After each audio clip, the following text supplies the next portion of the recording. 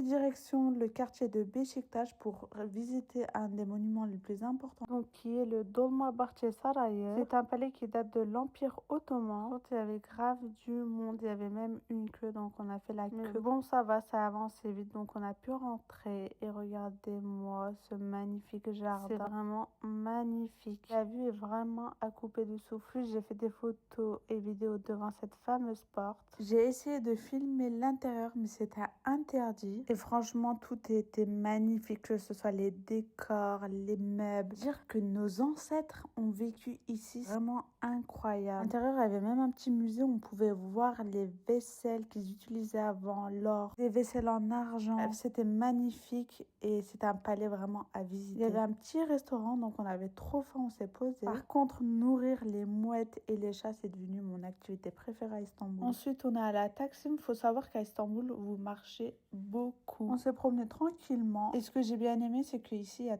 tous les magasins. Ensuite, on a pris un taxi pour aller à Ortaköy. Là aussi, il y avait plein de stands, c'était sympa. Donc, il y avait des kumpir, il y avait des stands de bijoux. Ensuite, on avait ce monsieur qui chantait. On avait envie de manger un dessert. On est allé à Kaitan Lunch. C'est un restaurant hyper connu à Istanbul. On n'a pas pu avoir de place au bord de la fenêtre. Faut savoir qu'il y a une liste d'attente. C'est pas grave, notre table était très bien. J'ai pris un cheesecake Saint-Sébastien et je remercie d'ailleurs le serveur Oz qui était très accueillant et gentil. Mon mari a pris des mini trompe-l'œil au fruit. Faut dire que c'était le meilleur cheesecake que j'ai mangé. J'avais pris aussi un cocktail qui était super bon. Et pour finir, on a pris un taxi pour rentrer à l'hôtel.